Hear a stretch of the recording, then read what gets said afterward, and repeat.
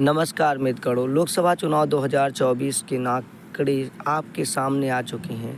इन 543 में हुए लोकसभा चुनाव में भारतीय जनता पार्टी को 240, कांग्रेस 99 पर सिमट गई है, जबकि समाजवादी पार्टी तीसरी सबसे बड़ी पार्टी बनकर 37 सीटें लाती है और टीएमसी तृणमूल कांग्रेस 29 सीटों पर, द्रविड़ मुंगडम कंगडम यानी डीएमके 22 सीटों पर और तेलुगु देशम पार्टी 16 सीटों पर 7वां स्थान बनाती है। जनता दल यूनाइटेड यानी नीतीश कुमार वाली 12 सीटों पर, शिवसेना बाला साहब ठाकरे यानी उद्धव ठाकरे वाले गुट को 9 सीटें, जबकि शिवसेना में बागी गुट 7 सीटें पाता है और नेशनल कांग्रेस पार्टी शरद पवार वाली, जिसे एनसीपी कहते हैं, 7 जीत चुकी है, 1 पर अभी भी लीड चल रही है। लोक जनशक्ति पार्टी रामविलास को 5, युवा श्रमिक रायूथो कांग्रेस को 4 और राष्ट्रीय जनता दल आरजेडी 4 सीटों पर सफलता पाती है। बिहार का रीजनल दल है, वही कम्युनिस्ट पार्टी ऑफ इंडिया भी 4 सीटों पर, इंडियन यूनिवर्सल ये पार्टी बड़ी मायने रखती है, इसे 3 सीटें और आम आदमी पार्टी पंजाब में खाता खोलने में कामयाब रही, उसे लोकसभा सीटों में 3 और झारखंड मुक्ति मोर्चा जेएमएम यानी हेमंत सोरेन वाली पार्टी को 3 सीटें मिली हैं। इस तरीके से लोकसभा चुनाव के नतीजे रही। अब हम राज्यवार नतीजों में एक एक राज्य का विश्लेषण, कितनी सीटें कहाँ कैसे मिली और कौन कितने पानी में हैं, 18 मिनट के विश्लेषण में आपको समझाने की कोशिश करेंगे। पूरा आंकड़ा आप देखकर समझ सकते हैं। ये आंकड़ा, ग्राफ और सब कुछ आपको विशाल की रिपोर्ट में बखूबी मिलता रहेगा। चलिए हम राज्यवार विश्लेषण पर आपके सामने चुनाव आयोग की आधिकारिक वेबसाइट के आधिकारिक आंकड़े जो गिनती हो चुकी है, वोट शेयर भी आप देख सकते हैं। सबसे ज़्यादा भगवा रंग का दिख रहा है, भगवा लहर और बहुत सी चीज़ों के बीच ये समीकरण आपके सामने है। वोट शेयर परसेंटेज आपके सामने है। सबसे ज़्यादा रंग में भगवा है, फिर कांग्रेस का हरा और फिर लाल समाजवादी का। अब राज्यवार आंकड़ों पर चुनाव आयोग की वेबसाइट पर जाएं तो सबसे पहले हम उत्तर प्रदेश की बात करेंगे। यहाँ पर 80 लोकसभा सीटें हैं और यहाँ समीकरण चौंकाने वाले नतीजे आए हैं। अगर बीजेपी को कहा जाए तो समाजवादी पार्टी और इंडिया गठबंधन ने सबसे ज़्यादा झटका यहीं दिया है। यहाँ के आंकड़ों में समाजवादी पार्टी के इतिहास में पहली बार सबसे ज़्यादा सीटें लाकर 2004 का रिकॉर्ड तोड़ दिया और बल्ले बल्ले है। समाजवादी पार्टी 2004 में 31 लाती थी, आज 37 लाई है, बीजेपी 33 पर, कांग्रेस 6 सीट, आरएलडी जो बीजेपी का घटक दल यानी कि उसके गठबंधन में है 2 और एक एस्क और एक निर्दलीय सीट पाते हैं। अब नीचे देख सकते हैं आजाद समाज पार्टी यानी चंद्रशेखर नगीना से जीतते हैं। इन आंकड़ों के बाद तमाम चीज़ों को, मैप को हम आपके सामने प्रस्तुत करते हैं। यूपी के बाद देश की राजधानी दिल्ली की सभी 7 सीटों के नतीजे देखे जाएं तो यहाँ भगवा रंग दिखता है, यानी कि सभी सीटों पर भारतीय जनता पार्टी ने तीसरी बार जीत हासिल की है। सीएम के चुनाव में इन्हें केजरीवाल को भला यहाँ सफलता मिले, लेकिन केंद्रीय चुनाव में मोदी को। अब बात करते हैं राजस्थान की। यहाँ कुल 25 सीटें, बीजेपी को 14 और कांग्रेस को 8, सीपीआई को 1 सीट, कम्युनिस्ट पार्टी को और राष्ट्रीय लोकतांत्रिक पार्टी को 1 सीट और भात आदिवासी पार्टी को भी 1 सीट मिली है। ये राजकुमार रौद्र की पार्टी है। कांग्रेस ने यहाँ पर भी बीजेपी को बड़ा झटका दिया है। राज्यवार आंकड़े और चीज़ें देखने पर पता चलता है कि राजस्थान में भी बीजेपी को बड़ा झटका लगा है यूपी के बाद।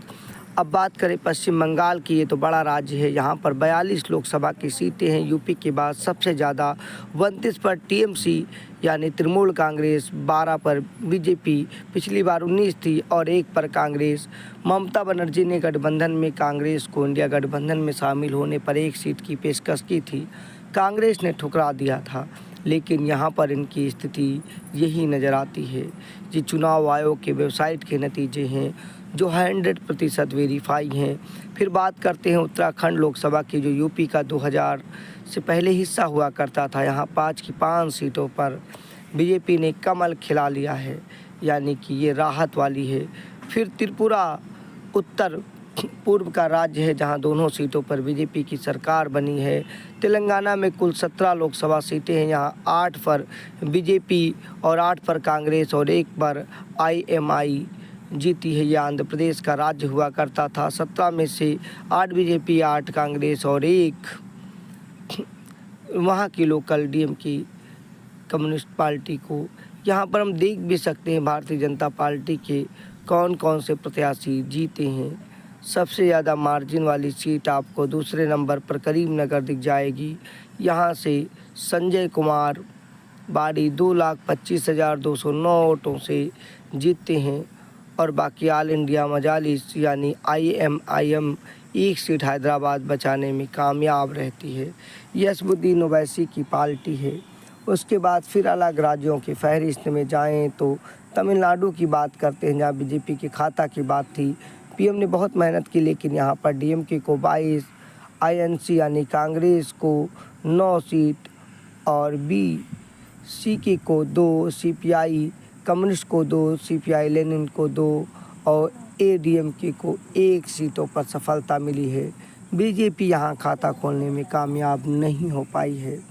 तमिल दक्षिण का बड़ा राज्य है, कन्याकुमारी इसकी सीमा लगती है।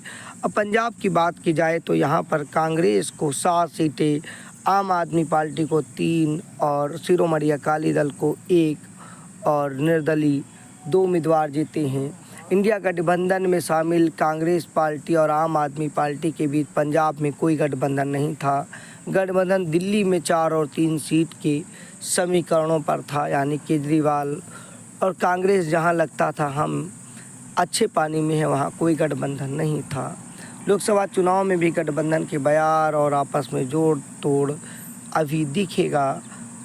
फिलहाल हम नतीजों पर बात करें तो राज्यवार नतीजे पर आते हैं। यहाँ पर सिक्किम में केवल 1 सीट थी और जिसे सिक्किम क्रांतिकारी मोर्चा, जिसने सिक्किम में अकेले सरकार 32 में से 31 जीत कर बनाई है कि खाते में चली जाती है। इससे पुराना एनडीए का सहयोगी मानते हैं। अब राजस्थान में बात करें तो बीजेपी को सबसे बड़ा झटका यहीं लगा।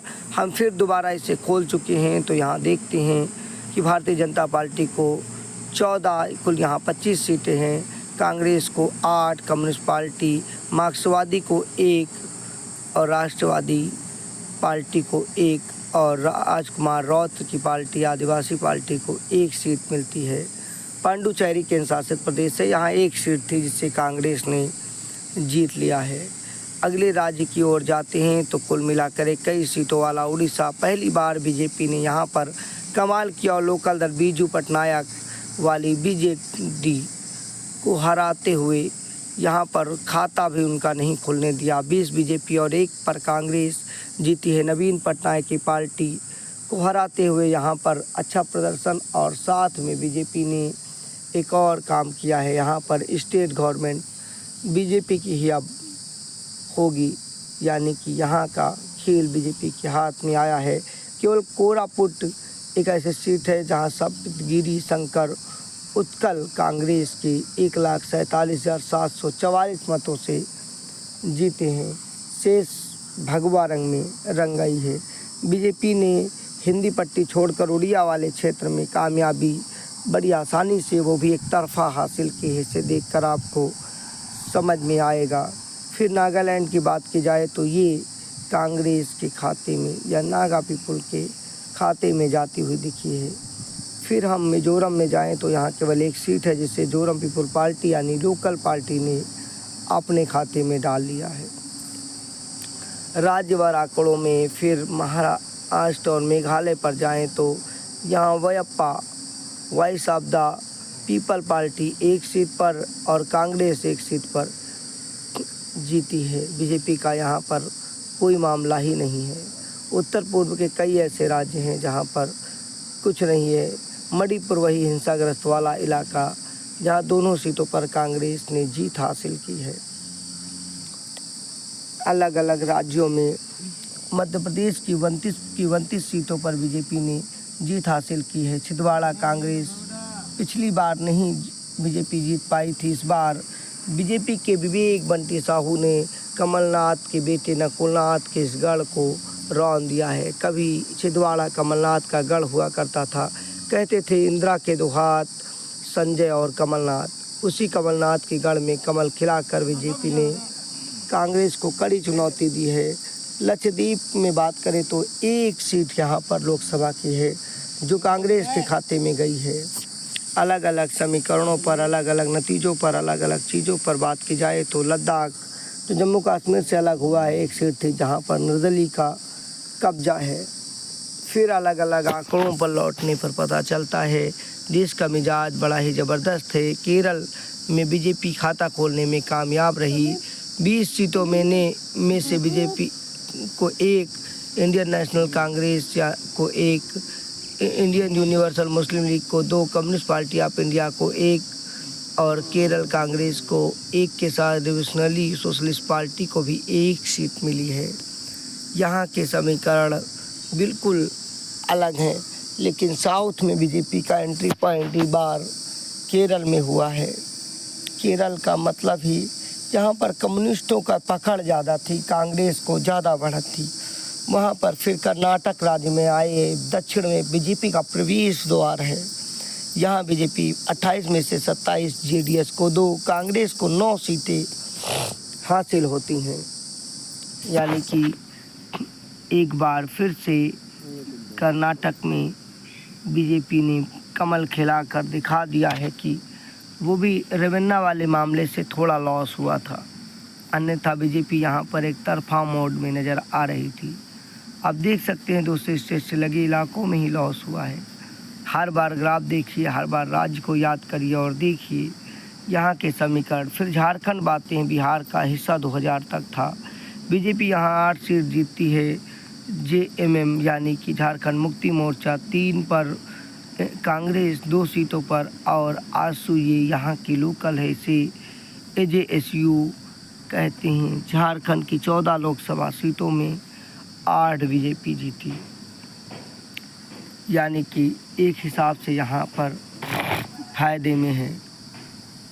जम्मू कश्मीर में 5 सीटें हैं जिसमें 2 जेकेएन यानी कि जम्मू कश्मीर नेशनल फ्रंट ने और 2 बीजेपी ने, 1 निर्दलीय पार्टी ने जीतकर जम्मू कश्मीर में बता दिया है कि पलड़ा किसके पक्ष में है। वहीं हिमाचल के चारों सीटें बीजेपी, मध्य प्रदेश की 29 बीजेपी, गुजरात की 26 में से 25 बीजेपी, हरियाणा में 10 लोकसभा सीट में 5 कांग्रेस और 5 बीजेपी जीती है। यहाँ पर भी मुकाबला बड़ा था और कड़ा भी। अगले बार राज्य का यानी कि विधानसभा चुनाव भी होने हैं। गुजरात की 26 लोकसभा सीट में बनासकांठा, वही जहां अमूल डेयरी है, को कांग्रेस ने जीता। बाकी 25 सीटें बीजेपी भारतीय जनता पार्टी जीती है। गांधीनगर से अमित शाह ने बढ़िया परचम लहराया है। गोवा में 2 सीटें थी, एक पर बीजेपी, एक पर कांग्रेस। दोनों के बीच कांटे की टक्कर के आसार नजर आए और यहाँ के समीकरण भी देश के अलग अलग हालात को बताने के लिए काफ़ी थे। छत्तीसगढ़ में 11 में से 10 पर बीजेपी, 1 पर कांग्रेस जीती। जहाँ पर स्टेट में इस बार कांग्रेस के बजाय बीजेपी की गवर्नमेंट आई है और छत्तीसगढ़ में केवल कोरवाड़ सीट है जहाँ से बीजेपी को सफलता नहीं मिली। सीमावर्ती क्षेत्र है, एक हिस्सा से ज़्यादा हिस्सा सीमा से लगता है। अलग अलग आंकड़े और चौंकाने वाले हैं। चंडीगढ़ में कांग्रेस को सफलता मिली। चंडीगढ़ के बाद बीजेपी केंद्र शासित प्रदेश दमन और दीव नागर हवेली में 1 पर और कांग्रेस 1 पर समझ गई। अन्य सीटों में फिर समीकरणों की और गौर करें तो इस बार देश के ऐतिहासिक समीकरण बड़े ही दिलचस्प हैं।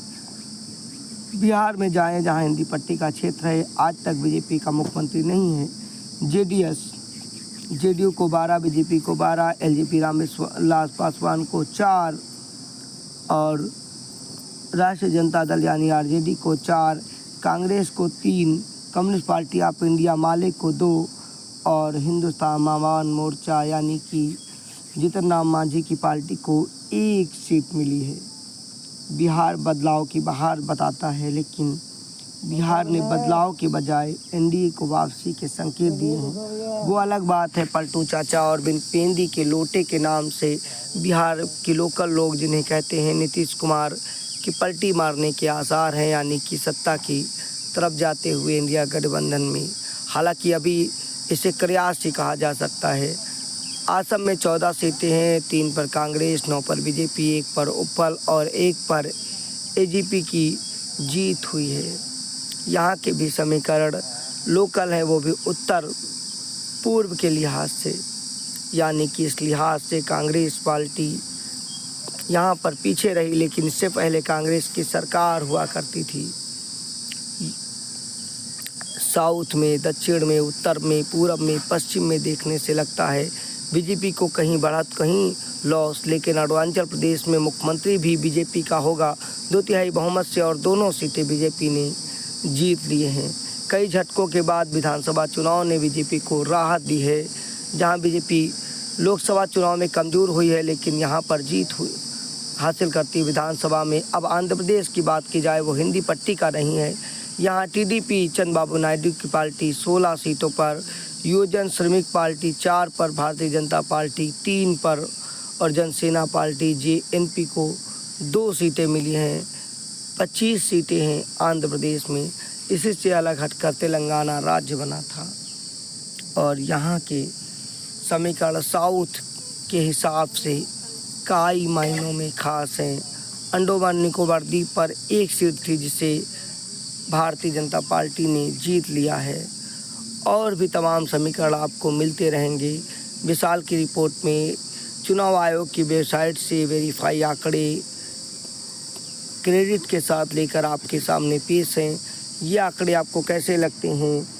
अब एनडीए को गठबंधन को बहुमत मिला है, अकेले बीजेपी सत्ता से कोसों दूर है, लेकिन इस बार इंडिया गठबंधन को भी ऑक्सीजन मिली है। ईवीएम वाले सवाल नदारद हो गए हैं, हो क्यों न जाएं, क्योंकि इससे पहले हार का ठिकरा सभी फोड़ते थे। अच्छा प्रदर्शन के बाद ये नहीं कहते कि अब ईवीएम नहीं, ये प्रदर्शन हमारा है। खैर, इसी बहाने ईवीएम दोष मुक्त होती हुई नज़र आई है। लेकिन जो भी चीज़ें हैं, लोकतंत्र में निष्पक्ष चीज़ें होनी चाहिए। जरा से भी शंका होने का उसका समाधान बैलेट और तमाम वोटों से किया जाना चाहिए, ताकि लोगों का लोकतंत्र में विश्वास हो। विशाल की रिपोर्ट में